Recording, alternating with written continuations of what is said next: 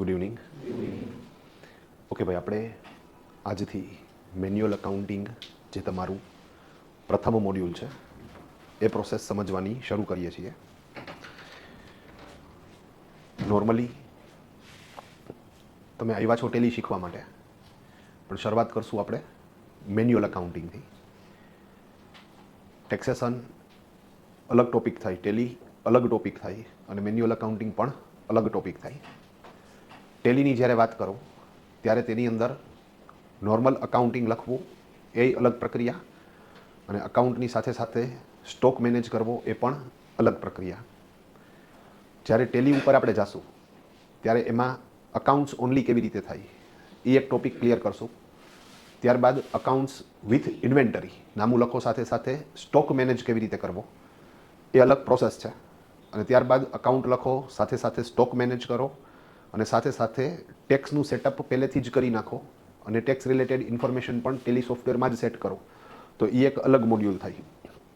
Tally પોતે GSP છે. જીએસપીનો મતલબ જીએસટી સુવિધા પ્રોવાઈડર.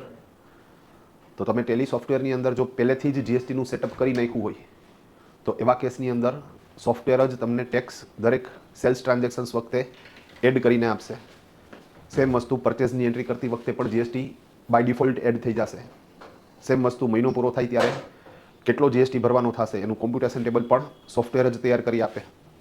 અને સૌથી અગત્યનું કે તમારે જે જીએસટીના રિટર્ન્સ તૈયાર કરીને પોર્ટલ ઉપર અપલોડ કરવાના થશે તો એ પણ તમને સોફ્ટવેર જ તૈયાર કરી દેશે. અને હવે જે જીએસટીનું નવું વર્ઝન, મતલબ ટેલીનું જે નવું વર્ઝન આવ્યું એ જીએસટીનું જે પોર્ટલ છે એની સાથે કમ્પેટેબલ છે. મતલબ ટેલીમાંથી તમે ડાયરેક્ટ જીએસટીના રિટર્ન પણ ફાઇલ કરી શકશો. પણ આ જે બધી પ્રક્રિયાઓ છે એ બધી જીએસટી સંબંધિત થાય. ઇન્કમ ટેક્સ માટે થઈને ટેલીમાંથી અકાઉન્ટિંગ ડેટા તૈયાર થઈ જાય, પણ ત્યારબાદ ઇન્કમ ટેક્સનું રિટર્ન તૈયાર કરવા માટે થઈને તમારી પાસે બે વિકલ્પો હોય. એક, તમે પોર્ટલ ઉપર ડાયરેક્ટ ઇન્કમ ટેક્સનું રિટર્ન તૈયાર કરી અને અપલોડ કરી શકો. અને બીજું, તમે એના અલગ અલગ સોફ્ટવેર આવે, કિટરેટ છે, મોનાર્ક છે, જીનિયસ છે. એ જીનિયસની અંદર તમે તમારો ડેટા નાખો એટલે તમને સોફ્ટવેર જ રિટર્ન તૈયાર કરી દે. એણે તમને જે રિટર્ન તૈયાર કરી દીધું એ તમે ડાયરેક્ટ પોર્ટલ ઉપર અપલોડ કરી દો. તો કહેવાનો મતલબ, જીએસટીના રિટર્ન માટેનું કોઈ ટેન્શન આપણે લેવાનું નથી, અલગ સોફ્ટવેર લેવાનો નથી. પણ ઇન્કમ ટેક્સ માટે થઈને તમારે કાં તો ઇન્કમ ટેક્સનું જે પોર્ટલ છે ડાયરેક્ટ www.incometax.gov.in એના ઉપરથી જ રિટર્ન તમારે તૈયાર કરીને અપલોડ કરવાનું થાય. અને અધરવાઇઝ જો તમને કોમ્પ્લિકેટેડ લાગતું હોય તો તમે એ રિટર્ન તૈયાર કરવા માટે થઈને એના અલગ અલગ સોફ્ટવેર આવે. એમાં જીનિયસ કરીને જે સોફ્ટવેર છે એ વધારે પ્રચલિત છે, પોપ્યુલર છે. પણ આ બધી પ્રોસેસ કરતાં પહેલાં જે સૌથી અગત્યની પ્રોસેસ છે એ છે મેન્યુઅલ અકાઉન્ટિંગ. સાહેબ, મેન્યુઅલ અકાઉન્ટિંગની અંદર અલગ અલગ 7 કાર્યો કરવાના થાય. પણ જ્યારે તમે સોફ્ટવેરમાં અકાઉન્ટિંગ કરો ત્યારે તમારે માત્ર વાઉચર એન્ટ્રી કરવાની, મતલબ આમનોંધ લખવાની. બાકીનું બધું કામ તમને સોફ્ટવેર કરીને આપે. મતલબ ખાતા બનાવી દે, ખતવણી કરી દે, સરવાળા મારી દે, બાકી શોધી દે, કાચું સરવું તૈયાર કરી દે, વાર્ષિક હિસાબ તૈયાર કરી દે. તમારે ખાલી આમનોંધ લખવાની, સિમ્પલ. તો મૂળ વાત અહીંયા હું સૌથી પહેલાં મેન્યુઅલ અકાઉન્ટિંગ ક્લિયર કરાવીશ. એની અંદર ટ્રાન્ઝેક્શન્સ વાઇઝ ઇન્કમ ટેક્સના નિયમો અને ટ્રાન્ઝેક્શન્સ વાઇઝ જીએસટીના નિયમો ક્લિયર કરાવીશ. પછી સોફ્ટવેર ઉપર જાશું. આ એક વાત. બીજું, આપણું સેશન ચાલુ થશે પછી મને વચ્ચે એવું લાગશે કે ભાઈ ઓકે, હવે આગળનું સેશન ચલાવવા માટે આપણે જીએસટીના અમુક નિયમો સમજવા પડશે. તો અહીંયા બ્રેક મારશું, ડાયવર્ટ થશું, જીએસટી સમજીને આવશું અને પાછા આપણો રસ્તો કન્ટિન્યુ કરશું. તો આખી પ્રોસેસ છે, પ્રક્રિયા છે, એમાં મેન્યુઅલ અકાઉન્ટિંગ ચાલતું જશે, સાથે સાથે જીએસટી પણ ચાલતું જશે. હું 100% એ પ્રયત્ન કરીશ કે તમારા મગજમાં શોર્ટ સર્કિટ ન થાય, મતલબ ભેળ ન થાય. હા, એના માટે એ જરૂરી છે કે પાછા તમે રોજે રોજ આવવા જોઈએ. 1-2 દિવસ ગચકાવી જાઓ તો સાહેબ શોર્ટ સર્કિટ થવાના ચાન્સીસ વધારે છે. સિમ્પલ. આજે નોર્મલ આપણે મેન્યુઅલ અકાઉન્ટિંગનું ઇન્ડેક્સેશન સમજશું, મતલબ કે અનુક્રમણિકા સમજશું. મેન્યુઅલ અકાઉન્ટિંગમાં કયા કયા ચેપ્ટર આવે, એ ચેપ્ટર શું કામ કરે, શું કામ ભણવા જોઈએ, અને રિયલ લાઈફમાં એ તર્કબદ્ધ જે તબક્કાઓ છે એને 100% શા માટે ફોલો કરવા જોઈએ એ પ્રોસેસ સમજવાના છીએ. આપણે કોઈ પણ ફોર્મનું અકાઉન્ટિંગ કરીએ તો 7 કાર્યો ફિક્સ છે. પછી પાનવાળાનું એકાઉન્ટ લખતા હોય તો એ જ 7 કાર્યો કરવાના. રિલાયન્સ ટાટા બિરલાનું એકાઉન્ટ લખતા હોય તો એ જ 7 કાર્યો કરવાના. 7 કાર્યો ફિક્સ. મજાની વાત, આ બધા કાર્યો તબક્કાવાર છે. મતલબ પહેલું કામ થશે પછી જ બીજું કામ થશે, અને પહેલું બીજું કામ થશે પછી જ ત્રીજું કામ થશે. તમે વચ્ચે એકેય કામ સ્કીપ કરી શકતા નથી. અહીંયા એક પ્રશ્ન એ આવે કે સાહેબ કમ્પ્યુટરમાં તો આપણે ખાલી આમ નોંધ જ લખવાની, બાકીના બધા કાર્યો તો સોફ્ટવેર કરી દેશે, તો અમને ખાલી આમ નોંધ પૂરતું શીખવાડી દે, બાકીની જરૂરિયાત નથી. સાહેબ સોફ્ટવેર તમને ખાતા બનાવી દે, ખતાવડી કરી દે, બાકી શોધી દે, કાચું સરવૈયું, વાર્ષિક હિસાબ બધું તૈયાર કરી દે, પણ હાથમાં રિપોર્ટ આવે તો એ રિપોર્ટ પાછો વાંચતા તો આવડવો જોઈએ ને. તો એ કયા કન્સેપ્ટથી તૈયાર થયો છે, એ રિપોર્ટ એક્ઝેક્ટલી શેના માટે બન્યો છે, એનું પ્રોપર અર્થઘટન તો જ કરી શકાય જો આખું મેન્યુઅલ તમારું કમ્પ્લીટ હોય. બીજું, પ્રોફેશનલી શીખવા માટે જ અહીંયા આવ્યા છો તો પછી હું કામ કાચું કાપવું? આપણે સાહેબ સંક્રાંતમાં જે શોખીન માણસો હોય એ લોકો હવે તૈયાર દોરાઈ નથી લેતા, એ લોકો પવરાવે છે. એક દિવસ હાટું તમે જો આટલી મહેનત લેતા હોય, આ તો કેરિયર છે, આમાં તો એકઈ વસ્તુ સ્કીપ કરી શકાય નહીં. તો સ્ટેપ બાય સ્ટેપ પ્રક્રિયા સમજીએ. પાનવાળાનું એકાઉન્ટ લખો તોય એ જ 7 કાર્યો, અને રિલાયન્સ ટાટા બિરલાનું એકાઉન્ટ લખો તોય એ જ 7 કાર્યો. એક પેઢી માટે એ જ 7 કાર્યો, અને 300 પેઢીના નામ લખતા હોય તો એ જ 7 કાર્યો. મતલબ કે સાહેબ આ તો હેલું થઈ ગયું ને, ખાલી 7 કામ આવડી ગયા તો એકાઉન્ટિંગ પ્રક્રિયા આવડી ગઈ, સિમ્પલ. તો એ 7 કાર્યો તો સ્ટ્રોંગલી શીખી જશું. એ 7 કાર્યો કયા કયા કરવાના એ આપણે સમજતા જઈએ. તો જેમાં સૌથી પહેલા નંબરનું કાર્ય છે ટુ કલેક્ટ ધ ડોક્યુમેન્ટ્સ. જે ફર્મનું અકાઉન્ટિંગ કરો એ ફર્મના ડોક્યુમેન્ટ્સ તમારે કલેક્ટ કરવાના થશે. બીજું, અહીંયા હું જે કાંઈ તમને સમજાવું છું એનું હું તમને લેખિત મટીરિયલ આપી દઈશ, તો અત્યારે કોઈ લખતા નહીં, ખાલી મારી સામું જ જોજો બધા, બરાબર? રેડી? એટલે તમે ડાયવર્ટ ન થાવ અને મને દુઃખ ન લાગે, ઇઝી છે.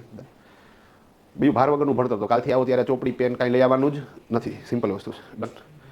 લેખિત મટીરિયલ એ પાછું મેં બનાવેલું, હદ થઈ ગઈ ને. ડન. તો ઇઝી. તો આપણે જે મૂળ વાત હાલતી હતી, સૌથી પહેલું કામ તમારું ટુ કલેક્ટ ધ ડોક્યુમેન્ટ્સ. તમારે વેપારી પાસેથી ડોક્યુમેન્ટ્સ લેવાના થાય. માની લો કે ભાઈ આવ્યો મારી પાસે, મને કે ધર્મેશભાઈ નામું લખવું છે, લખી નાખી. મેં કીધું સીધા ડોક્યુમેન્ટ માગવાનું ચાલુ કરવું એની પાસે નહીં હો. મારે પહેલાં જાણવું પડે કે એને શેનો ધંધો છે, કેટલા વર્ષથી ધંધો છે, છેલ્લું કયું આઈટી રિટર્ન ફાઇલ કરેલું છે, એમની ફર્મ છે એ પ્રોપ્રાઇટરી ફર્મ છે કે પાર્ટનરશિપ ફર્મ છે કે પ્રાઇવેટ લિમિટેડ કંપની છે, એ લોકો જીએસટીમાં આવે છે કે નથી આવતા, આવે છે તો કમ્પોઝિશન સ્કીમમાં જાય છે કે રેગ્યુલર સ્કીમમાં જાય છે, આ બધું જીએસટીમાં આવશે, ચિંતા ન કરતા. એ જ રીતે એ લોકોની જે ફર્મ છે એ સર્વિસ પ્રોવાઈડર છે, ટ્રેડિંગ યુનિટ ધરાવે છે કે મેન્યુફેક્ચરિંગ યુનિટ ધરાવે છે. તો મારે બધો ડેટા પહેલાં સમજવો પડે અને એને અનુરૂપ ડોક્યુમેન્ટ માગવા પડે. એક જણો આવ્યો મારી પાસે, મને કે ધર્મેશભાઈ તમારું નામ લખી દઉં. મેં કીધું લખી દે.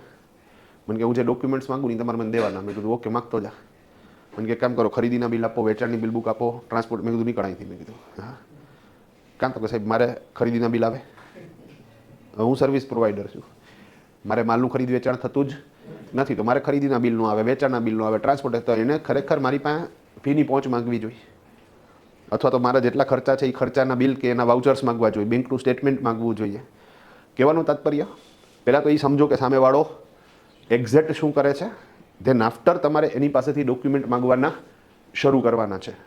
તો આપણે એક ડેમોન્સ્ટ્રેશન કરીએ, બરાબર ને? ડન. બીજું, જો ક્લાયન્ટ સાથે વાતચીત કેવી રીતે કરવી એ ઓલમોસ્ટ તમારા બધા માટે નવો અનુભવ હોય, તો એ જરૂરી છે કે ફર્સ્ટ મિટિંગમાં શું ડિસ્કશન કરવું એ. ડન. આપણે પહેલી વખત છોકરી જોવા જાય ત્યારે આપણે ટેન્શનમાં હોય કે ભાઈ આમાં વાતચીત કરવી કેવી રીતે, અને ઘણા તો એટલા બધા ડિપ્રેશનમાં આવી જાય કે એ ભૂલી જ જાય બધું, પછી મન ફાવે એમ બોલવા માંડે. હા હા, એ કે હે બેન તમારું નામ શું? એટલે હા, બાયોડેટા વાંચીને તો આવ્યો જ હોય ને, મને છતાંય પૂછી લે. હા, તો અઘરું જ ભાઈ. ડન. હા, એ કે હે બેન તમે કેટલા ભાઈ બેન? કે 3 હતા, હવે 4 થી આવી. હા, તો અઘરું જ ભાઈ. ડન. કહેવાનો તાત્પર્ય તમે સમજો ભાઈ, અને ધેન આફ્ટર ડિસ્કશન ચાલુ કરો. હા, છોકરી જોવા જાવ ત્યારે કેવી રીતે વાતચીત કરવી એમાં નથી શીખવાડવાનું, પણ ક્લાયન્ટને પહેલી વખત તમે મળો છો ત્યારે સાહેબ એની સાથે કેવી રીતે વાતચીત કરવી એનું એક ડેમોન્સ્ટ્રેશન લઈએ આપણે. ભાઈ ક્લિયર છે આખી વસ્તુ? ડન. તો માની લો કે આ ભાઈ આવ્યા મારી પાસે, તો મારે પૂછવું પડશે કે ભાઈ શેનો બિઝનેસ છે, તો કે ભાઈ ચાનો ધંધો છે. હવે ચાનો ધંધો, પાછા આપણે કન્ફ્યુઝ થયા કે આ ચા બનાવીને વેચે છે કે ભૂકી વેચે છે. હા, ચા બનાવીને વેચતો હોય ને તો એની ભાઈબંધી કરાય, કારણ કે કયા વડાપ્રધાન થાય નક્કી નહીં, તમે સમજો. હા, તો ડિટેલિંગ જાણો. મને કે અમે ભૂકી વેચીએ, અમારું પોતાનું બ્રાન્ડિંગ છે, અમે 250 ગ્રામ 500 ગ્રામ 1 કિલો 2 કિલોના પેકિંગમાં વેચીએ, જથ્થાબંધ લઈ આવીએ, છૂટક વેચીએ. તો વાતચીત દરમિયાન ખ્યાલ આવે કે ભાઈ લોકોને કેવા પ્રકારનો બિઝનેસ છે, કેટલા વર્ષથી ધંધો છે, છેલ્લું કયું આઈટી રિટર્ન ફાઇલ કર્યું છે, પાર્ટનરશિપ ફર્મ છે કે પ્રોપ્રાઇટરી ફર્મ છે. અને આ બધી વિગતો જાણ્યા પછી આપણે ક્લાયન્ટ પાસેથી ઓલમોસ્ટ 18 પ્રકારના ડોક્યુમેન્ટ્સ લેવાના થાય. એની પાસેથી તમારે લાસ્ટ યરનું બેલેન્સ શીટ લેવાનું થાય, જેને આપણે ઓપનિંગ તરીકે ખેંચીએ. તેન આફ્ટર પરચેઝના બિલ, ટ્રાન્સપોર્ટેશનના બિલ, લેબરના વાઉચર, સેલ્સના બિલ, એક્સપેન્સના બિલ, એક્સપેન્સના વાઉચર, રિસીટ, મળેલી રિસીટ અને આપેલી રિસીટ, બેંકની વિગત, સ્લીપબુક, ચેકબુક અને પાસબુક, એ જ રીતે મિલકત ખરીદીના બિલ, મોટી મિલકત હોય તેના દસ્તાવેજ, ઇન્વેસ્ટમેન્ટ કર્યું તેના સર્ટિફિકેટ, પોસ્ટમાં પીપીએફમાં રોકાણ કર્યું હોય તેની પાસબુક, શેર બજારના ટ્રાન્ઝેક્શન્સ કરતા હોય તો શેરના ખરીદ વેચાણના બિલ, બ્રોકર એકાઉન્ટનું સ્ટેટમેન્ટ, ડીમેટ એકાઉન્ટનું સ્ટેટમેન્ટ, પાર્ટી એકાઉન્ટનું સ્ટેટમેન્ટ, લોન એકાઉન્ટનું સ્ટેટમેન્ટ, ઉઘરાણી બુક, ક્રેડિટ કાર્ડનું statement, credit note, debit note, ATC, ATD, એટીજીના પુરાવા અને ટીડીએસના ઓરિજિનલ સર્ટિફિકેટ. આમાંથી એને લાગુ પડતું જે લિસ્ટ હોય, આપણે એક વખત આ લિસ્ટનું પ્રિન્ટ આઉટ કાઢી લેવાય યાદ ન રહેતું હોય તો, અને એને જે લાગુ પડતું હોય એને ટીક કરી, પણ એ તમે ટીક ક્યારે કરી શકશો? જ્યારે તમે વેરી ફર્સ્ટ ટાઈમ એની યારે કોમ્યુનિકેટ કર્યું હશે ત્યારે. ડન. તો વાતચીત કરતા જાઓ અને સમજતા જાઓ કે આને કયા ડોક્યુમેન્ટ લાગુ પડશે, એને ટીક કરી દેવાના. એ બધા ડોક્યુમેન્ટ્સ તમને આપી દઈએ પછી આપણું એકાઉન્ટિંગ લખવાનું કાર્ય શરૂ થાય. આ બધા જ ડોક્યુમેન્ટ્સ માગવાની જવાબદારી એઝ અ અકાઉન્ટન્ટ આપણી છે, દેવાની જવાબદારી આપની છે. ભાઈ ક્લિયર છે? ડન. હું નો માગું અને એ નો આપે તો સાહેબ એ નો હાલે, એ આપણો ગુનો. પણ હું માગું અને એ નો આપે તો પછી સાહેબ એ પોતે કર્મબંધનમાં બંધાઈ, આપણે હળવા થઈ ગયા, આપણે કોઈ ટેન્શન નથી, આપણા હિસાબે કાંઈ લોચો નથી થતો. તો ડોક્યુમેન્ટ માગો અને એને એ પણ સમજાવો કે આ બધી જ વિગતો દેવી તમારા માટે ફરજિયાત છે, આમાં કોઈ વસ્તુ સ્કીપ કરતા નહીં. દઈ દેજો. પછી કોઈ વસ્તુ દેખાડવી છે નથી દેખાડવી એ તમે મારી હારે ડિસ્કસ કરજો, તમે આઈથી નક્કી ન કરતા. સિમ્પલ વસ્તુ છે. ભાઈ ક્લિયર છે આખી વાત? Hello easy. બીજું, એને પોતાને નથી ખ્યાલ કે ભાઈ મારે ઘણા વેપારીઓ એવા હોય છે કે એ લોકો 1 નંબરનો બિઝનેસ કરતા હોય, 2 નંબરનો બિઝનેસ કરતા હોય, મતલબ કે બિલ વગરનો કે ચિઠ્ઠીનો વ્યવહાર કરતા હોય. એ કન્ફ્યુઝ છે કે મારે આ બધા ટ્રાન્ઝેક્શન્સ દેખાડવાના કે નહીં દેખાડવાના. તો ભાઈ તમે બધું જ પેટ છૂટી વાત મારી યારે કરો અને તમારે એને એ કમ્ફર્ટેબલ ફીલ કરાવવાનું છે. જેમ તમે કોઈ ડૉક્ટર પાસે જાઓ તો ડૉક્ટર તમારી યારે સીધી દવા નથી લખતો, પેલી વખત તમારી યારે વાતચીત કરશે. એ દરમિયાન જો કોઈ ડૉક્ટર તમને પ્રોપર કમ્ફર્ટેબલ ફીલ કરાવે છે તો તમને એની હારે વાતચીત કરવામાં વાંધો નથી આવવાનો. ડન. તો એ મુજબ એક વખત એને ટ્રીટ કરો સાહેબ. સિમ્પલ. તો કહેવાનો મતલબ, ક્લાયન્ટ પાસેથી તમારે આ બધા ડોક્યુમેન્ટ્સ લેવાના છે. તો સૌથી પહેલું કામ આપણું આવશે ટુ કલેક્ટ ધ ડોક્યુમેન્ટ્સ. બીજું, આ ટોપિક અગત્યનો એટલા માટે છે કે તમે જ્યારે સ્કૂલ કોલેજમાં ભણો, જે કોમર્સના વિદ્યાર્થીઓ છે, ડન, તો આપણે ભણતા ત્યારે તો વ્યવહાર ઉપરથી એન્ટ્રી કરતા. આપણને કહી દઈએ કે ભાઈ 10,000નો માલ રોકડેથી ખરીદ કર્યો, આપણે એન્ટ્રી કરી નાખીએ કે ભાઈ ખરીદ ખાતે ઉધાર, રોકડ ખાતે જમા. પ્રેક્ટિકલ એકાઉન્ટમાં બાજુ બેન કોઈ કહેતું નથી કે ભાઈ 10,000નો માલ લીધો, હાલો એન્ટ્રી કરો. એ તો બિલ આપશે. તો ડોક્યુમેન્ટ માંગવા એ સૌથી અગત્યનું કાર્ય, અને આ અમારું રો મટીરિયલ છે. જેમ તમારે રસોઈ બનાવી તો શાક લઈ આવવું પડે, એ બનાવવા હાટું થઈને જેટલી સામગ્રી જોતી એ બધી લઈ આવવી પડે, પછી રસોઈ ચાલુ થશે. એમાં અહીંયા અમારી રસોઈ ડોક્યુમેન્ટ આવી ગયા પછી ચાલુ થશે. ઓકે, ભાઈ મને બધા ડોક્યુમેન્ટ આપી ગયા એટલે મારી પાસે થપ્પો થઈ ગયો. ઓકે, નેક્સ્ટ મારું કામ કયું હશે? રેડી. તો હું એક ચોપડો લઈ આવીશ. ઓકે, અત્યારે આપણે વિઝ્યુલાઇઝ કરીએ છીએ અને ડિસ્કસ કરીએ છીએ મેન્યુઅલ અકાઉન્ટિંગ. હજી જો હું સોફ્ટવેર ઉપર ગયો નથી. તો મેન્યુઅલ અકાઉન્ટિંગ કરતી વખતે મારે નેક્સ્ટ કામ કયું કરવાનું? તો કે હું ચોપડો લઈ આવીશ. આપણે વિઝ્યુલાઇઝ કરીએ કે લાલ પુઠ્ઠાનો ચોપડો આવે ને, તો એ ચોપડો લઈ આવ્યો. હવે એ ચોપડો છે સાહેબ, એને આપણે દેશીનામામાં રોજમેડનો ચોપડો બોલીએ છીએ, દ્વિનોંધીનામામાં આમનોંધનો ચોપડો બોલીએ, અંગ્રેજીમાં તમે એને બોલો છો જર્નલ બુક, અને ટેલીમાં અમે એને બોલીએ છીએ ડે બુક. દેશી ભાષામાં એક ચોપડો લઈ આવ્યા. હવે ચોપડો લઈ આવ્યા સાહેબ, તો ચોપડો તો એક જ છે. હવે એક ડોક્યુમેન્ટ લેતું જવાનું અને ચોપડામાં મારે એની નોંધ કરતી જવાની. તો આજે હું ચોપડામાં નોંધ કરું છું ને, એને કહેવાશે આમનોંધ. એને કહેવાશે આમનોંધ. અંગ્રેજીમાં તમે એને બોલો છો જર્નલ બુક, જર્નલ એન્ટ્રીઝ. તો બીજું કામ આપણું આવશે to pass the journal entries. Document આવી ગયા પછી બીજું કામ આવશે આપણું to pass the journal entries. આમનોંધ લખો. ઓકે, આમનોંધ એટલે શું પૂછું છું? આમનોંધ કોને કહેવાય? ઓકે, આમાંથી એવા કેટલાક જે કોમર્સના ન હોય, તો તમે નો જવાબ આપો તો હજી સમજ્યા, બરાબર ને? બાકીને તો શું કરવો પડે? આપવો પડે. બીજું જે મનમાં હોય કે જરૂરી નથી કે આપણે બુકમાં જે ડેફિનેશન આવતી એ જ કહેવી. તો આમનોંધ કોને કહેવાય? આમનોંધ એટલે શું? ઓકે, આપણે ઓલા જે ચોપડો છે, હા સાહેબ, આપણે જે કરેલા વ્યવહાર હોય એને પ્રોપર અકાઉન્ટિંગ સ્ટ્રક્ચરમાં નોંધણી કરવી. પરફેક્ટ. તમે જે ટ્રાન્ઝેક્શન્સ કરેલા છે એને મન ફાવે એમ નોંધણી નથી કરવાની, પણ પ્રોપર અકાઉન્ટિંગ સ્ટ્રક્ચરમાં નોંધ કરવાની છે, અકાઉન્ટ ભાષામાં નોંધ કરવાની છે. ઓકે, તો અકાઉન્ટની ભાષા એટલે કઈ? ડેબિટ ક્રેડિટની ભાષા. પરફેક્ટ. ડન. તો અકાઉન્ટની ભાષા એટલે કઈ? તો ડેબિટ ક્રેડિટની ભાષામાં તમે એન્ટ્રી કરો ને તો એ શું થઈ ગયું તમારું? આમનોંધ. સુપર. ડન. તો અકાઉન્ટની ભાષામાં નોંધ કરવાની, મન ફાવે એમ નહીં. તો ઉધાર અને જમા, ડેબિટ અને ક્રેડિટ એ અકાઉન્ટની ભાષા છે. ઓકે, હું એને ભાષા એટલા માટે બોલું છું કારણ કે કોઈ ભાષા તમને ન આવડતી હોય ને તો તમે એ સાંભળી શકો પણ સમજી ના શકો. તુઝા નાવ કા હે, મરાઠી આવડતું હોય તો ખ્યાલ આવી જાય કે ભાઈ તમારું નામ શું છે. ન આવડતું હોય તો મજા જ આવી રાખે, સમજાય જ નહીં કંઈ. હા, હિચી ચાલ તુરું તુરું ઉડલે કેસ પૂરું પૂરું, ડાવિયા ડોળિયા વર બટ ઢળલી, ગીત છે મરાઠીનું આખું. તને એમ થાય આખું ગીત વધારે મજા આવે. હા, સમજાય નહીં કંઈ, સિમ્પલ. તો સાહેબ અકાઉન્ટ છે એ ભાષા છે. ઓકે, હું તમને વધારે એક્સપ્લેન કરું. 10,000 રૂપિયાનું ફર્નિચર રોકડેથી ખરીદ કર્યું. જે ગુજરાતી ભાષા જાણતા હોય એને સમજાય છે કે આવું શું બોલ્યું. Purchase furniture worth ₹10,000 by cash. તો તમે કહો કે તો તમે જે ગુજરાતીમાં બોલ્યા હતા એ જ ઇંગ્લિશમાં બોલ્યા, ટ્રાન્સલેટ કર્યું, બરાબર છે. ઓકે, ફર્નિચર એકાઉન્ટા ડેબિટ 10,000, કેશ એકાઉન્ટા ક્રેડિટ 10,000. તો આ થઈ એકાઉન્ટની ભાષા. તો સૌથી પહેલાં બોલ્યો ગુજરાતી ભાષા, પછી બોલ્યો અંગ્રેજી ભાષા, અને ધેન આફ્ટર બોલ્યો અકાઉન્ટની ભાષા. અકાઉન્ટ છે એ ભાષા છે સાહેબ. ડન. તો આપણે એ એકાઉન્ટની ભાષામાં નોંધ કરવાની છે. ભાઈ ક્લિયર છે આખી વાત? ડન. ઉધાર જમાના નિયમ મુજબ નોંધ કરવાની છે. અને એ ઉધાર જમાના નિયમો આપણે આપણા બીજા ચેપ્ટરમાં શીખવાના છીએ. હા, મને કોઈ એમ કહે કે તમારા 4.5 મહિનામાં સૌથી અગત્યનો ટોપિક કયો, તો કે આવડવા ઉધાર જમા શીખવું. ઇન્કમ ટેક્સ તો કે નહીં, જીએસટી તો કે નહીં, ઉધાર જમા. કારણ કે એ કરી નાખ્યું તો એકાઉન્ટિંગનું ટેલીનું કામ તો બાકીનું બધું કોણ કરી દે? એ ટેલી સોફ્ટવેર કરી દે.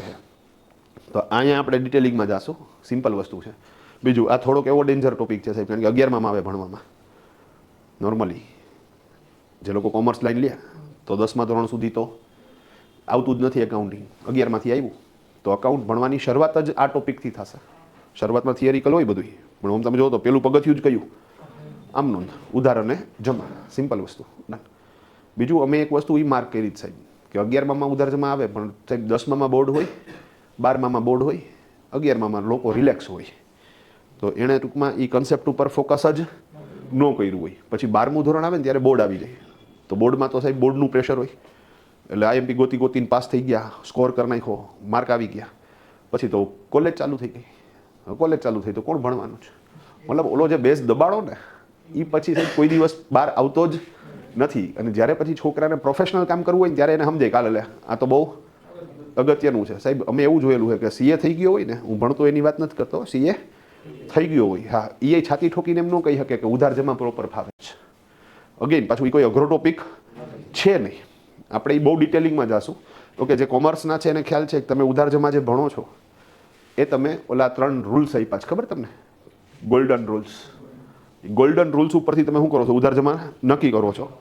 અને એ ગોલ્ડન રૂલ્સમાં 3 નિયમો. એમાં એક હતો માલ મિલકત ખાતાનો નિયમ, રિયલ એકાઉન્ટ્સ, અને નિયમ હતો આવે તો ઉધાર જાય તો જમા. બીજો હતો વ્યક્તિગત ખાતાનો નિયમ, લેનાર ખાતે ઉધાર, આપનાર ખાતે જમા, debit the receiver, credit the giver. અને ત્રીજો હતો ઉપજ ખર્ચ ખાતાનો નિયમ, એટલે કે નોમિનલ એકાઉન્ટ્સ. તો અહીંયા મજાની વાત કે 3 નિયમો આપી દીધા. એ નિયમો ઉપરથી તમે ઉધાર જમા કરવાનું શરૂ કરી દીધું. ડન. ક્યારે એ વસ્તુ વિચારી કે સાહેબ એ 3 નિયમો શેના ઉપરથી આવ્યા? સમજો વાત. જે કોમર્સના છે ને સાહેબ એને તો અત્યારે જળજણાટી થઈ ગઈ છે. હા, કાં તો કે વિચારે આજે આવ્યો. તો ઇઝી પ્રોસેસ છે. ઓકે, હું ત્યાંથી ચાલુ કરીશ કે આ 3 નિયમો શેના ઉપરથી બન્યા છે. કંઈ એમને તો હવામાંથી આવ્યા નથી, એની પાછળ કંઈક તો તર્ક છે, લોજિક છે. જો એ એક વખત પ્રોપરલી સમજાઈ ગયું ને સાહેબ, એટલે ઉધાર જમા તમારા માટે ચપટી. આપણે સમજશું એ કયા મુદ્દામાં, તો કે to pass the journal entries. હવે લોચો શું થાય ખબર છે? આ તો આપણે જર્નલ એન્ટ્રીઝ જે લખીએ ઓલા એક જ ચોપડામાં લખી ને, પરચેસની એન્ટ્રી એમાં ને સેલ્સની એન્ટ્રી એમાં, એક્સપેન્સ એમાં, બેંક એમાં, ભેળ થઈ ગયા. આ શું થઈ ગયું? ભેળ. પણ હા, બધા ડોક્યુમેન્ટની એન્ટ્રી થઈ ગઈ. હવે એન્ટ્રી થઈ જાય ને એટલે અમે થોડાક રિલેક્સ થઈ ગયા, કારણ કે રો તૈયાર થઈ ગયું અમારું. બીજું સૌથી અગત્યનું, હવે સાહેબ ઓલા ડોક્યુમેન્ટ્સની મારે જરૂરિયાત નથી. તો સાહેબ અમે બધા ડોક્યુમેન્ટ પાછા પેક કરીએ, લિસ્ટ મુજબ ચેક કરીને કે કંઈ રહી તો નથી જતું ને, અને બધા જ ડોક્યુમેન્ટ્સ અમે ક્લાયન્ટને પાછા આપી દઈએ. ડન. મેં ભાઈને બોલાવ્યો, મેં કીધું કે આલ્યો આ તમારા બધા ડોક્યુમેન્ટ પાછા. મેં કીધું ડન, ચેક કરી લો એક વખત, અને લિસ્ટમાં રિસીવ્ડ ડોક્યુમેન્ટમાં સહી કરીને આપો. સાહેબ ઘણી બધી વસ્તુઓ એવી છે ને જે અમે હલવાણા હોય ને એટલે અમે પછી આ બધી પ્રક્રિયાઓ ચાલુ કરી હોય. ડોક્યુમેન્ટ આપણે દઈ આવ્યા હોય, પછી 2-3 મહિના પછી એની ચેકબુક ગોતતો હોય. હવે એને ન મળે ને એટલે સીધો આપણને ફોન કરે, ધર્મેશભાઈ તમારી અહીંયા અમારી ચેકબુક પડી. મેં કીધું ભાઈ ડોક્યુમેન્ટ તો હું તમને આપી ગયો, મને એમાં ચેકબુક નહોતી આવી, હવે આપણે સહી નથી કરાવી, હલવાઈ ગયા ને. મેં કીધું તમને આપી દીધી છે, માને જ નહીં કોઈ હિસાબે. હા, અને એ અહીંયા બધું વિખે જ્યારે ખરેખર અપાઈ ગયું છે. પછી સિસ્ટમ રાખી કે ભાઈ ડોક્યુમેન્ટ હસ્તગત કરી દેવાના, અને એની સહી લઈ લેવાની કે ભાઈ બાપુ ડોક્યુમેન્ટ મળી ગયા. મને કે હા. મેં કરો સહી. મેં કીધું ડન. મને કે પાછા શું કામ આપો હો? મેં કીધું મારે એન્ટ્રી થઈ ગઈ એટલે હું પાછા આપું છું. હા. મને કે બધી એન્ટ્રી થઈ ગઈ? મેં કીધું બધી એન્ટ્રી થઈ ગઈ એટલે જ બધા ડોક્યુમેન્ટ્સ પાછા આપું છું. મને કે બધી એન્ટ્રી કરી નાખી? મેં કીધું હા માં હમ. મેં કીધું હા ખરેખર એન્ટ્રી થઈ ગઈ. હવે મને સમજાતું નહોતું કે 3 વાર હું કામ પૂછે, પણ આ બધા હોશિયાર માણસો છે. હા. મને કે બધી એન્ટ્રી કન્ફર્મ ને થઈ ગઈ ને? મેં કીધું આ થઈ ગઈ ભાઈ. મેં કીધું હા. એટલે મને કે કામ હતું એટલે પહેલાં કન્ફર્મ કરતો હતો. મેં કીધું કામ બોલો ને. મને કે આપણે છે ને એક પાર્ટી છે મહાદેવ માર્કેટિંગ કરીને. મેં કીધું વાત છે. તો મને કે જો એન્ટ્રી બધી થઈ ગઈ છે તો મારે એક એનો હિસાબ જાણવો છે કે ભાઈ ફાઇનલી આપણે એનો યારે શું હિસાબ છે અને લેવાના છે કે દેવાના છે અને કેટલા, તો એ મને જણાવશો? મેં કીધું હા શ્યોર જણાવીશ. ડન. હા તો મને કે જણાવો. મેં કીધું ચોપડામાંથી ચેક કરીને તમને કોલ બેક કરું છું. હો ને? ડન. હવે હું ગયો એટલે ચોપડો હતો લખેલો. હવે એ ચોપડામાં તો લોચો શું છે સાહેબ? બધું મિક્સ થયેલું છે. હવે મારે ખાલી કોનો ડેટા જોઈ છે? મહાદેવ માર્કેટિંગનો. હવે મને એટલી ખબર પડે છે, અને આ નવી વાત છે પણ ઓકે, આ બધી વસ્તુ આગળ આવશે કે જ્યારે આપણે કોઈ પાર્ટી પાસેથી પૈસા લેવાના થતા હોય ને ત્યારે આપણે એનું ખાતું ડેબિટ કરવાનું, અને જ્યારે આપણે કોઈ પાર્ટીને પૈસા દેવાના થતા હોય ત્યારે આપણે એનું ખાતું ક્રેડિટ કરવાનું. ડન. લેવાના નીકળે તો ઉધાર, દેવાના નીકળે તો જમા. અત્યારે યાદ ન રાખતા, આ ગોખવું નથી. જ્યારે આવશે ત્યારે એ સબકોન્શિયસ માઇન્ડમાં સેટ થઈ જશે, એમાં કોઈ ચિંતા નથી. હું તમને કહું 8 તો ફટ કરતું તમે બોલો હો કેટલા? 40. તો યાદ છે ને? એના હાટું કેલ્ક્યુલેટ કરવાની જરૂરિયાત નથી. બસ આ ફ્લોમાં એકાઉન્ટિંગ સેટ થશે. તમે સમજી ગયા? ડન. પણ ઓકે, અહીંયા મૂળ વાત, જો મારે કોઈ પાર્ટી પાસેથી પૈસા લેવાના નીકળે તો એનું ખાતું ડેબિટ કરું. જો મારે કોઈ પાર્ટીને પૈસા દેવાના નીકળે તો એનું ખાતું ક્રેડિટ કરું. તો ઓલો ચોપડો જે ભેળ થયેલો હતો ને એ લઈને બેઠો. હવે એક પન્ના ઉપર હું શું કરતો ગયો? એક પહેલાં તો કોરું પન્નું રાખ્યું. સમજી ગયા? પછી એમાં મહાદેવ માર્કેટિંગનું ખાતું કેટલી વખત ઉધાર થયું છે એ હું જોતો જાઉં કે હાલો ઉધાર થયું 5000 તો 5000, પછી ઉધાર થયું 10000 તો 10000, ઉધાર થયું 17000 તો 17000. આખો ચોપડો ફીંદવો પડે ને, કારણ કે એની એન્ટ્રી કયા પેજ ઉપરથી તો ખબર જ નથી. મતલબ કે ચોપડામાં જેટલી એન્ટ્રીઓ છે એ બધી એન્ટ્રી ઉપરથી મારે પાસ તો થવું પડશે. તો હું દરેક એન્ટ્રી ઉપરથી પાસ થયો અને જોયું તો ટોટલ 3 લાખ રૂપિયા ડેબિટ થયા છે, ઉધાર થયા છે. મોટી વાત કરો તો 3 લાખ આપણે એની પાસેથી લેવાના છે. સિમ્પલ. ઓકે, હવે પાછું મારે એ જોવું પડશે કે મહાદેવનું ખાતું કેટલી વખત ક્રેડિટ થયું છે. તો પાછો ચોપડો બંધ કરીને પહેલી એન્ટ્રીથી ચાલુ કર્યું, મહાદેવનું ખાતું કેટલી વખત ક્રેડિટ થયું છે અને એ અમાઉન્ટ લખતો ગયો. એનો ટોટલ માર્યો તો એ ટોટલ થયો 2,80,000. તો મોટી વાત એવી નીકળી કે 3 લાખ રૂપિયા ડેબિટ એટલે 3 લાખ લેવાના, 2,80,000 ક્રેડિટ એટલે 2,80,000 દેવાના. તો ફાઇનલી 20,000 લેવાના. સુપર ભાઈ, ક્લિયર છે આખા? કે તરત જ ભાઈને ફોન કર્યો. મેં કીધું બાપુ 20,000 લેવાના છે. મેં કીધું ધર્મેન્દ્ર તમને સવારે પૂછ્યું હતું, તમે સાંજ પડી. મેં કીધું બાપુ આપણે રોજના 20 વ્યવહાર હોય. હે? ડન. તો મહિને કેટલા થાય? 600 વ્યવહાર. વર્ષે કેટલા થાય? 7,200 વ્યવહાર.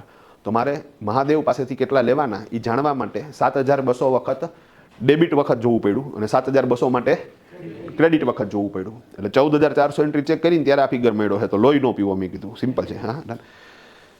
મને કે ના ડન. મેં કીધું બીજું કાંઈ? મને કે છે નહીં. કે મને કે આપણી એક બીજી પાર્ટી છે કે કૈલાશ એન્ટરપ્રાઇઝ કરીને. મેં કીધું લે. હા ડન. મેં તો હા તો મને કે જરાક એનો હિસાબ કયો ને. હવે જરાકમાં મારા કેવા લોહી પીવા તો તમે સમજી ગયા ને. મારે પાછી જે પ્રક્રિયા મહાદેવ માટે કરી હતી એ જ પ્રક્રિયા કૈલાશ માટે કરવાની છે. તો પાછો ચોપડો લઈને બેઠો. કૈલાશનું ખાતું કેટલી વખત ઉધાર થયું, કૈલાશનું ખાતું કેટલી વખત જમા થયું. તો સાહેબ ડેબિટ ટોટલ આવ્યો 5 લાખ રૂપિયાનો, ક્રેડિટ ટોટલ આવ્યો 5.5 લાખ રૂપિયાનો. તો 5 લાખ લેવાના છે, 5.5 લાખ દેવાના છે. આવું મોટું કેલ્ક્યુલેશન થયું. તો ફાઇનલી 50,000 દેવાના નીકળે છે. તો પાછો ફોન કર્યો. મેં કીધું 50,000 દેવાના નીકળે છે. મને કે ધર્મેશભાઈ આપણે એક હજી ફોર્મ છે એ કે મહેશ માર્કેટિંગ કરીને. મેં કીધું હા. મને કે જરાક એનો હિસાબ કયો ને. હવે બાપુ આના 300 કસ્ટમર છે અને 10 વેપારી છે. હવે એને 100% એ 310 જણાના નામે યાદ ન હોય એવા કેસની અંદર કોની પાસેથી કેટલા લેવાના અને કોને કેટલા દેવાના એ એને નો જ ખબર હોય ને. તો એ કોને પૂછે? અકાઉન્ટન્ટને પૂછે. અને એઝ અ અકાઉન્ટન્ટ એ મારી જ જવાબદારીમાં આવે કે મારે જેને આના જવાબો આપવાના છે. તો સાહેબ તમે કહો આમાં તો સાહેબ કોઈ દી સંઘ દ્વારકાએ પૂગે જ નહીં, 100% ન પૂગે. તો સાહેબ આના માટે થઈને કાંઈ આયોજન ખરી? તો કે આ છે. આજે ભેળ બની ગઈ ને એ ભેળને આપણે છૂટી પાડવાની છે. એ ભેળ છૂટી પાડવા માટેનો જે કાર્યક્રમ છે ને એને કહેવાશે two create ledgers and posting. ખાતા બનાવો અને ખતવણી કરો. ભાઈ સમજી ગયા તમે મસ્ત આખી? ડન. તો ખાતા ખતવણીની પ્રક્રિયા કરવી પડશે. એનો અલગથી ચોપડો આવે. જેમ રોજમેડનો ચોપડો અલગથી આવે ને એમ ખાતા વહીનો ચોપડો, જેને અંગ્રેજીમાં તમે બોલો છો લેજર્સ, એનો ચોપડો પણ અલગથી આવે. તો એ ખાતા ખતવણીનો ચોપડો લેવાનો. પછી એકાઉન્ટમાં જેટલા ખાતાઓ છે, લેજર્સ છે, માની લો 300 છે તો 300 પેજનો ચોપડો, શરૂઆતમાં અનુક્રમણિકા હોય, એમાં ખાતાનું નામ લખ્યું હોય ને કયા પેજ ઉપર એ ખાતું તમે સેટ કરેલું છે એ લખવાનું. દરેક પેજ ઉપર અલગ અલગ ખાતાઓ હોય અને એ જે તમે ચોપડો જોવો ને તો એમાં વચ્ચોવચ્ચ ઊભો એક લીટો હોય, એટલે પેજના 2 ભાગ હોય, એક બાજુ ડેબિટ અને એક બાજુ ક્રેડિટ. હવે સાહેબ આપણે શું કરતું જવાનું તો કે સાહેબ આ ભેડને છૂટી પાડવાની. બહુ સિમ્પલ વાત કરું તો બાળકોને ખબર આપણે પીગી બેંક લઈ દીધી હોય, પછી સિક્કા હોય ટૂંકમાં, એ એમાં શું કરી રાખે, એ નાખી રાખે, ઇઝી. હવે ક્યારેક સાહેબ એ હાઈપર છે અને આપણે કામ છે તો એને એક્ટિવ રાખવા હાટું આપણે શું કરીએ તો કે સાહેબ એક થાળીની અંદર બધા સિક્કાઓ પીગી બેંકમાંથી કાઢી નાખી, પછી એને કંઈ બે કામ કર બેટા, 1 રૂપિયાવાળા સિક્કા અલગ કર, 2 રૂપિયાવાળા સિક્કા અલગ કર, 5 વાળા અલગ કર. તો સાહેબ અહીંયા જે ભેળ હતી સિક્કાની એ એને શું કરે છે, અલગ કરે, છૂટા પાડે છે. બસ આ જ કામ છે અહીંયા. આમનું છે એ ભેળ છે, એ ભેળને તમારે શું કરવાનું છે, ખાતા વાઇઝ છૂટી પાડવાની છે. એ ભેળને ખાતા વાઇઝ છૂટી પાડો, એ જે પ્રક્રિયા છે એને આપણે બોલીએ છીએ ખાતા બનાવો અને ખતવણી કરો, to create ledgers and posting. Done. વર્ષ પૂરું થાય ત્યાં સુધી સાહેબ આ ખતવણીની પ્રક્રિયા ચાલે, એટલે કે ભેળ છૂટી પાડવાની પ્રક્રિયા ચાલે. વર્ષ પતે એટલે તમારે એક એક ખાતું લેતું જવાનું, એના બંને બાજુના ટોટલ મારવાના અને એનો ડિફરન્સ કાઢવાનો. તો તમે આજે બંને બાજુના ટોટલ મારી ડિફરન્સ કાઢો એને કહેવાય ક્લોઝિંગ બેલેન્સ. તો તમારું નેક્સ્ટ કામ આવે છે to close the account and find closing balance. ખાતા બંધ કરો અને બાકી શોધો. ઓકે, આપણે મહાદેવનું ખાતું ક્લોઝ કર્યું તો ડેબિટ બાજુનો ટોટલ થતો તો 3 લાખ, ક્રેડિટ બાજુનો ટોટલ થતો તો 2,80,000. તો ડિફરન્સ કેટલો આવ્યો, 20,000. તો એ 20,000 ક્લોઝિંગ બેલેન્સ કહેવાય. ભાઈ સમજી ગયા? ઓકે, હવે અહીંયા મજાની વાત કે 20,000 સાહેબ જે ક્લોઝિંગ બેલેન્સ કહેવાય એ ડેબિટ બેલેન્સ કહેવાય કે ક્રેડિટ બેલેન્સ કહેવાય? તો કે ટોટલ જે તમે બંને બાજુના માર્યા એમાંથી જે બાજુનું ટોટલ વધારે હોય એ બેલેન્સ કહેવાય. તો 3 લાખ ડેબિટ થયા છે, 2,80,000 ક્રેડિટ થયા છે, તો જે ડિફરન્સના 20,000 છે એ કેવું બેલેન્સ કહેવાશે, એ ડેબિટ કહેવાશે, કારણ કે ડેબિટ બાજુનું ટોટલ વધારે છે. ભાઈ ક્લિયર થઈ આખી વસ્તુ? Easy process. Done. Okay, same વસ્તુ કૈલાશ માટે આપણે જ્યારે ખાતું સેટ કર્યું તો સાહેબ ડેબિટ બાજુનો ટોટલ થયો તો 5 લાખ, ક્રેડિટ બાજુનો ટોટલ થયો તો 5.5 લાખ રૂપિયા. તો ડિફરન્સ કેટલા આવ્યો, તો એ 50,000 ક્લોઝિંગ બેલેન્સ. હવે 50,000 ક્લોઝિંગ બેલેન્સ કેવું કહેવાશે, ક્રેડિટ. કાં તો કે સાહેબ ક્રેડિટ બાજુનું ટોટલ વધારે છે. તો આવી રીતે સાહેબ એક એક ખાતું લેતું જવાનું અને બંને બાજુના ટોટલ મારીને એનો ડિફરન્સ કાઢતો જવાનો.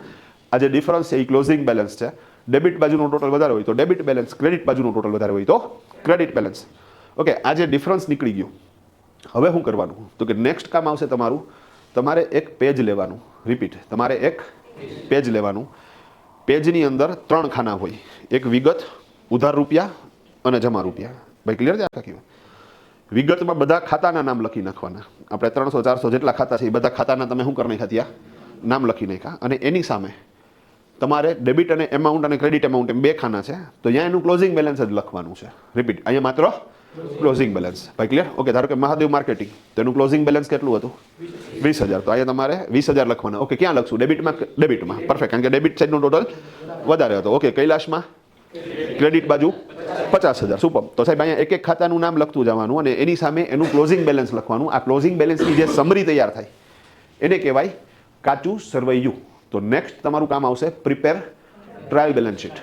કાચું સરવૈયું તૈયાર કરો. ટ્રાયલ બેલેન્સ શીટ એટલે બીજું કાંઈ નથી, એ સાહેબ દરેક ખાતાની ક્લોઝિંગ બેલેન્સ દર્શાવતું પત્રક છે, નેટ પોઝિશન દર્શાવતું પત્રક છે.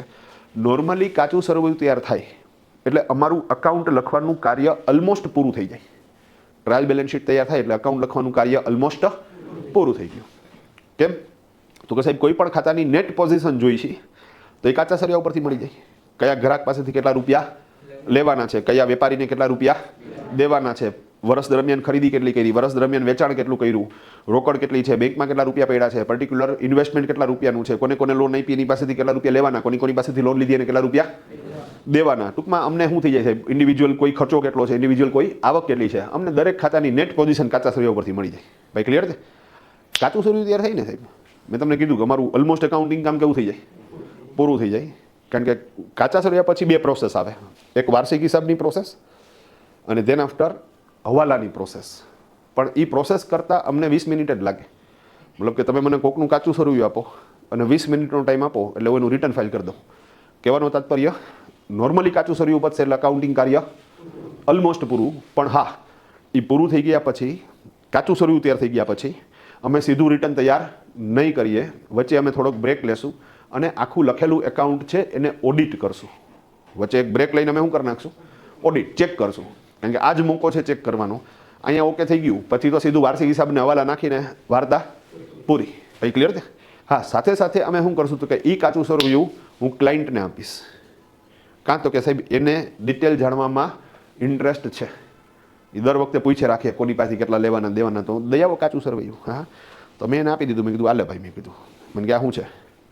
મેં કીધું આ છે કાચું સરવૈયું, ટ્રાયલ બેલેન્સ શીટ. મને કે આનું શું કરવાનું?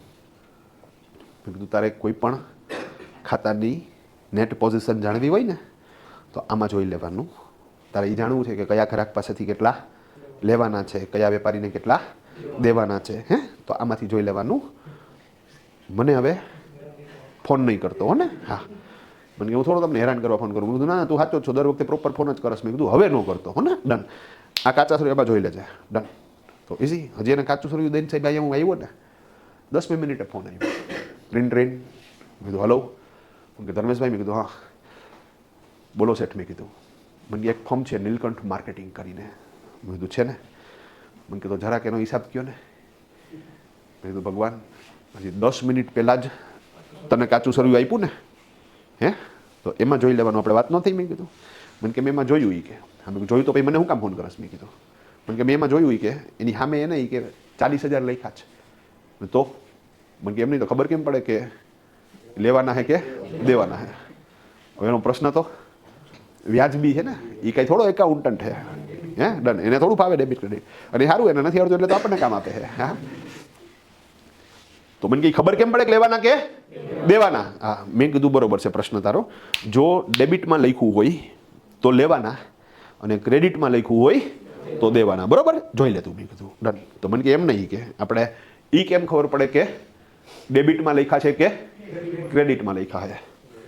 મેં કીધું કાચું સરવૈયું તને આપ્યું ને? મને કે હા. મેં કીધું એમાઉન્ટ જ્યાં લખેલી છે ત્યાં ઉપર જો. મેં કીધું હા, એટલે આ જો વિડીયો કોલ નથી, તમે સમજી શકો એટલે કરવું હું. તમે સમજી ગયા? હા, મેં કીધું જે એમાઉન્ટ લખીએ ને યા તું શું કર, ઉપર જો. મેં કીધું અહીંયા ઉપર ડેબિટ લખ્યું છે કે ક્રેડિટ લખ્યું છે?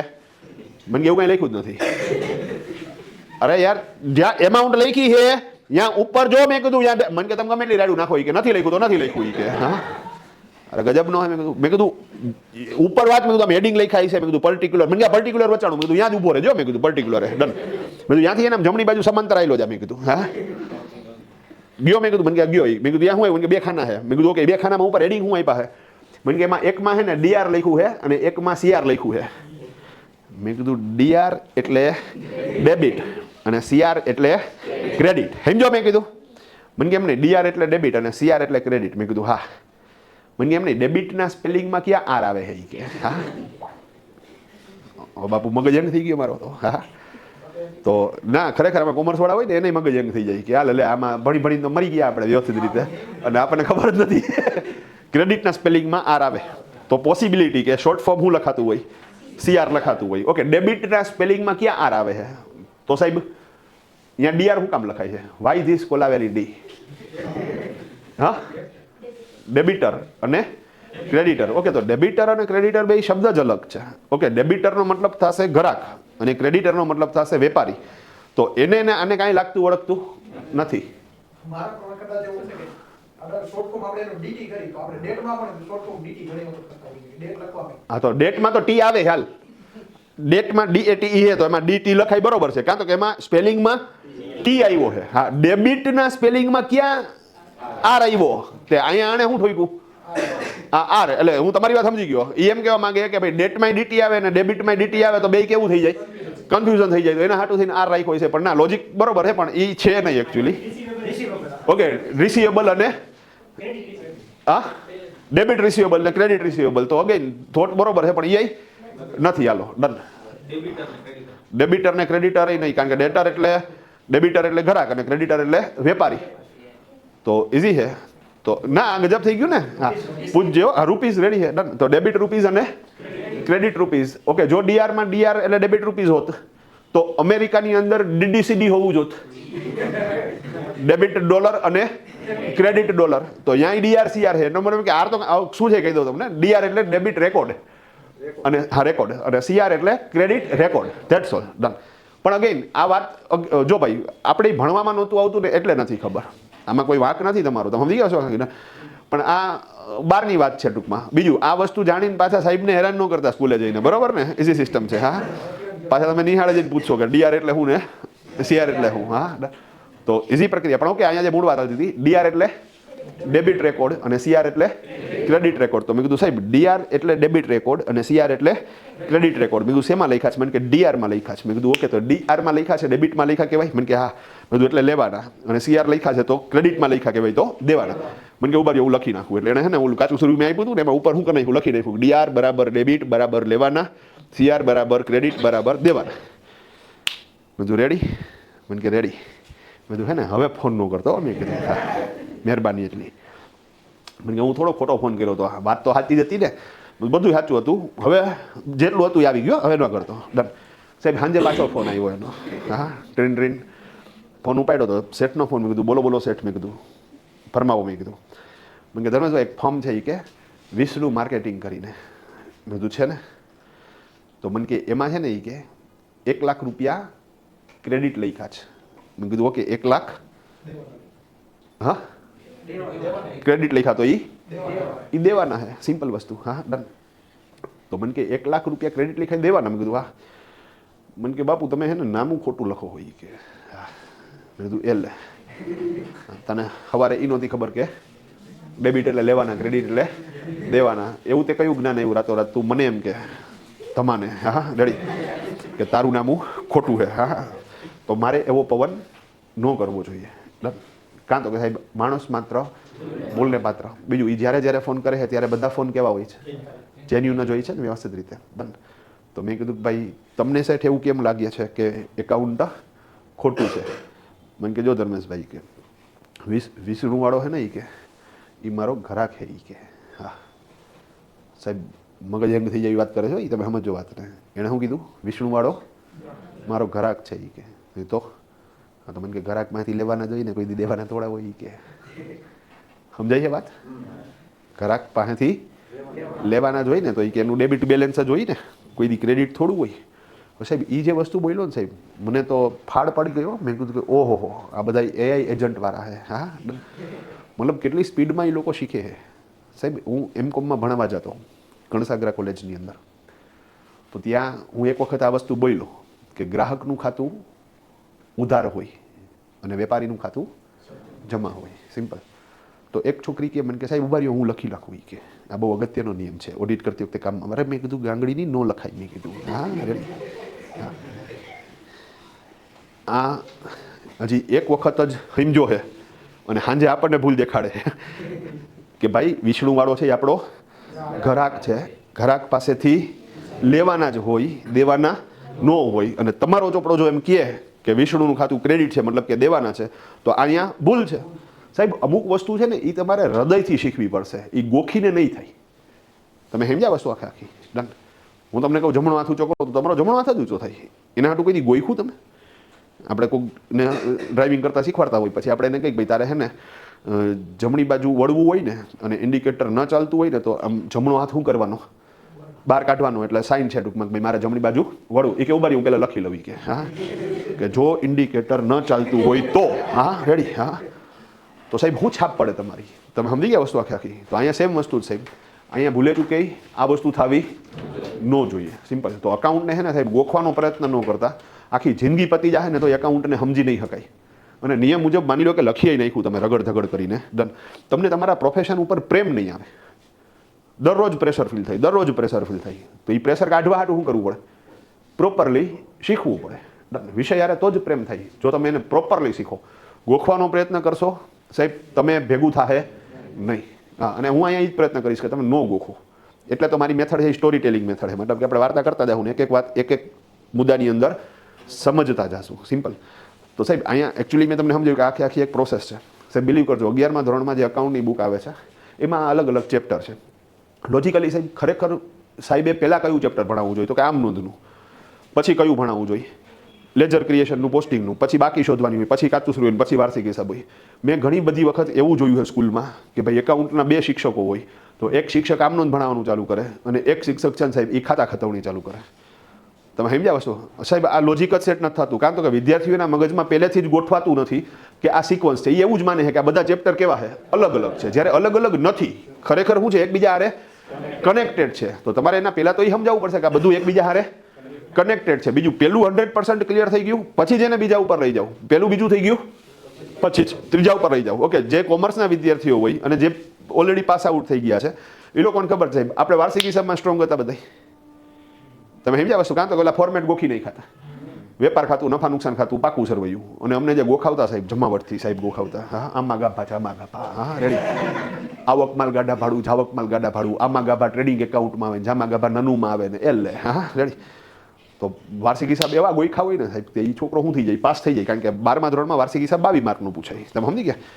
અને બાકી થિયરી બિયરી ગણી નાખો ને એટલે શું થઈ જાય છોકરો. હવે એકચ્યુઅલી સાહેબ વાર્ષિક હિસાબ બને છે ક્યારે? તો કે સૌથી છેલ્લે. તો એ તો આગલી આખી પ્રોસેસ કમ્પ્લીટ કરી હોય પછી જ આવવાનું. પણ પરીક્ષામાં હું આખી પ્રોસેસ નું આવે.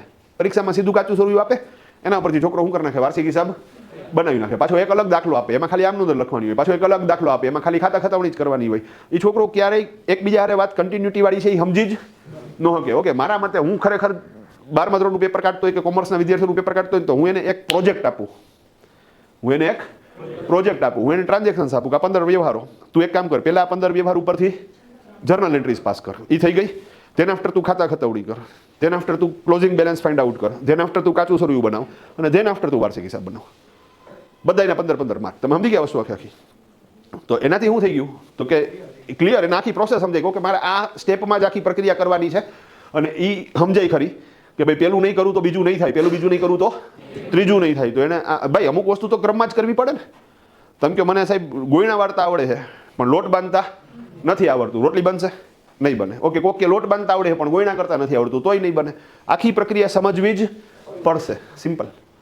તો અગેન હા, હું સ્કૂલ માટે તો એ વસ્તુ નથી કરી શકતો, અહીંયા કરી શકું છું. તો અહીંયા મેં પ્રોજેક્ટના સ્વરૂપમાં જ આખી પ્રોસેસ આપી છે. ભાઈ ક્લિયર છે? સાથે સાથે હમણાં ટીવાય બીકોમની મારે બુક બનાવવાની આવી. ટીવાય બીકોમની અંદર સાહેબ આ લોકોને એક સબ્જેક્ટ એડ થયો, business accounting with Tally prime using. મતલબ ટેલી સોફ્ટવેરનો ઉપયોગ કરીને તમારે શું કરવાનું છે, એકાઉન્ટ. પહેલી વખત યુનિવર્સિટીમાં આ કોર્સ આવ્યો, એની બુક મેં તૈયાર કરી છે. હવે મારા હાથમાં બુક આવી તો હું તો મૂકીશ નહીં. તો એમાં મેં આ પ્રોજેક્ટ નાખ્યો. એમાં મેં શું પ્રક્રિયા કરી તો કે ભાઈ સૌથી પહેલું કામ ટેલીમાં હોય કંપની ક્રિએટ કરવાનું. તો મેં એક કંપની ક્રિએટ કરાવડાવી. પછી બીજું કામ છે કે ભાઈ એમાં તમારે લેજર્સ ઓપન કરવાના છે. તો મેં એ જ કંપનીનું બેલેન્સ શીટ આપ્યું. એટલે હવે સિંક્રોનાઇઝ થયું ને, કંપની જ અને લેજર્સ એના. પછી ત્રીજું કે ભાઈ પ્રોડક્ટનો ડેટા એડ કરવાનો થાય, જેને કહેવાય ઇન્વેન્ટરી માસ્ટર્સ. તો એ જ કંપનીના ઇન્વેન્ટરી માસ્ટર્સનો ડેટા આપ્યો. હવે એમાંય પાછું અમે સેટ કરતા હતા કે ભાઈ પહેલું ચેપ્ટર છે એમાં ખાલી કંપની ક્રિએશન જ આવે. બીજા ચેપ્ટરમાં અકાઉન્ટિંગ માસ્ટર આવે ને તો એમાં છોકરાએ કંપની બનાવવાની, હારે હારે ખાતાય ખોલવાના. એટલે ઓલું જૂનું પાછું રિપીટ થયું. ઓકે, ત્રીજું ચેપ્ટર આવે ને એમાં પહેલા કંપની બનાવવાની, પછી ખાતા ખોલવાના, અને પછી એ જ સમની અંદર એને પોતાએ પ્રોડક્ટનો ડેટા નાખવાનો. એટલે 3 વસ્તુ એક સાથે કનેક્ટ થઈ. તો એ રીતે મેં આખો એક જ માસ્ટર સમો, તમે સમજો વાતને. જેને શું કરી નાખ્યું, આખી બુકમાં ડિવાઈડ કરી નાખ્યો. જ્યારે એ છોકરો પહેલું ચેપ્ટર ભણે ત્યારે એક જ કામ કરે, બીજું ચેપ્ટર ભણે ત્યારે પહેલું બીજું કરે, ત્રીજું ભણે ત્યારે પહેલું બીજું ત્રીજું કરે. હવે સાહેબ એ આખી બુક કમ્પ્લીટ કરે એટલે છોકરો થઈ ગયો ઘૂઘરા જેવો. એના માઇન્ડમાં સેટ થઈ ગયું કે મારે આ જ સ્ટેપમાં શું કરવાનું છે, કામ કરવાનું છે. સિમ્પલ વસ્તુ. તો ઇઝી પ્રોસેસ. ઓકે, આપણે અહીંયા મૂળ વાત ચાલતી હતી. ડન. ક્યાં હતા તો કે સાહેબ આણે કીધું મને કે ભાઈ ધર્મેશભાઈ તમારી એન્ટ્રીમાં કાંઈક લોચો છે. તો સાહેબ મારે એની વાત સમજવી જોઈએ. હું અહમમાં ન રહી શકું કે ભાઈ ના આપણી ભૂલ જ ન થાય. આપણે થોડા દેવના દીધેલી. હે ડન. દેવના દીધેલ હતા એ બધાની શું થતી, ભૂલું તો થતી. તો મેં લોજિક પૂછ્યું, મેં કીધું શેઠ તમને એવું કેમ લાગે છે કે મેં કંઈક ભૂલ કરી છે? મને કે ધર્મેશભાઈ વિષ્ણુવાળો આપણો ગ્રાહક છે તો ગ્રાહકનું ખાતું તો ડેબિટ હોય ને, મતલબ લેવાના હોય ને. મેં કીધું મોટા ભાગે તો લેવાના જ હોય, પણ ક્યારેક એવું બને, રિપીટ, ક્યારેક એવું બને કે સાહેબ આપણે એને માલ વેચ્યો છે, એનો હિસાબ થઈ ગયો છે, પણ માલ ખરાબ હતો ને એ માલ આપણને શું કરી ગયો, રિટર્ન કરી ગયો, અને હજી આપણે એની સામે નવો માલ મોકલો નથી. તો એટલો જે વચ્ચેનો ગાળો છે એટલા સમય દરમિયાન તમારો ચોપડો એ ગ્રાહક પ્રત્યે તમારું દેવું દેખાડે. તો મેં કીધું રિટર્ન વાળો કેસે હોઈ શકે ને? મને કે ના રે ના, આપણે રિટર્ન થાય જ નહીં. મેં કીધું એવી રીતે કઈ પ્રોડક્ટ વેચસ તું કે તારે રિટર્ન જ ન થાય? મને કે અમે ડાયપર વેચી કે હા એટલે હાઈ ક્લાસ પ્રોડક્ટ છો સાહેબ, તમે સમજો વાત ને. હા, કારણ કે તમે સમજો વાત, ડાયપર છોકરાએ પહેર્યું પછી આ લોકોએ ગેરંટી આપી કે ભાઈ 5 વખત પીપી કરશે ત્યાં લગી વાંધો નહીં આવે તો તમે ચેક કરવાના હો. ક્યારેક વહેલું ભરાઈ ગયું તો આપણે કે શિયાળો છે તો અઘરી પ્રોસેસ છે. બીજું એને ન ફાવતું હોય તો એ કંઈ થોડો બોલી શકવાનો કે આ ફાવતું નથી. હા ડન. બિચારાને કરાવી દીધું, વાર્તા પૂરી, પડ્યો રહીએ. અઘરી સિસ્ટમ છે, હાઈ ક્લાસ પ્રોડક્ટ છે તારી. હા ડન. તો મને કે રિટર્ન અમારે થતું જ નથી. મેં કીધું ભાઈ તો ક્યારેક એવું બને કે આ અપાદરૂપ કિસ્સો કહું છું કે ભાઈ કોઈ ક્લાયન્ટે તમને એડવાન્સ પેમેન્ટ આપ્યું હોય અને હજી લગી તમે એને માલ ના મોકલ્યો હોય, તો જ્યાં સુધી માલ નથી મોકલતા એટલા સમય દરમિયાન તો એવું દેખાય ને કે ભાઈ તમારે એને દેવાના છે. મને કે સાહેબ અમારે એડવાન્સવાળો ધંધો હોય જ નહીં કે આ ચોરના પેટના માલ લઈ ગયા પછી એ 20-20 દી લગી પૈસા નથી દેતા. એ કે હા ડન. તો એ બે ફાર્મ બોલવા માંડ્યો વ્યવજ રીતે. હા મેં કીધું સમજી ગયો, ટૂંકમાં મારી ભૂલ છે ક્યાંક, હું ચેક કરી લઉં છું. હા મેં હું કન્ફર્મ કરી લીધું કે આવું કંઈ નથી ને, ખોટે ખોટી આપણે મહેનત થઈ. ઓકે, હવે મારી નીંદર આરામ થઈ ગઈ હતી સાહેબ, એટલે મેં શું કરી નાખ્યું સાહેબ તો કે ચેક કરવાનું ચાલુ કર્યું. હવે મજાની વસ્તુ સાહેબ, હવે માની લો સાહેબ કોકની વીટી છે એમાં ઓલા ક્લાસરૂમમાં બેઠા હતા ત્યારે પડી ગઈ હતી, તમે સમજી ગયા. હવે અહીંયા ક્લાસરૂમ બંધ કરીને લોકો વયા ગયા. હવે એ કોક આવ્યું કે ભાઈ વીટી મારી ખોવાઈ ગઈ, અહીંયા ગોતવાનું ચાલુ કર્યું. પછી મેં કીધું કે ભાઈ ક્યાં પડી હતી? મને કે વાહ.